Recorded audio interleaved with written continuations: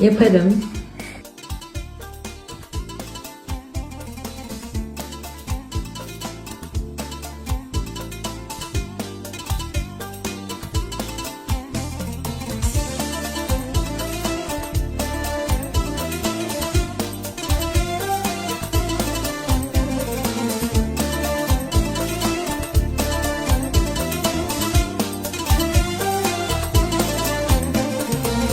Senden ne bir haber ne selam gelir oldu, yoksa yerim mi doldu? Yoluna ektim sevgi çiçekleri.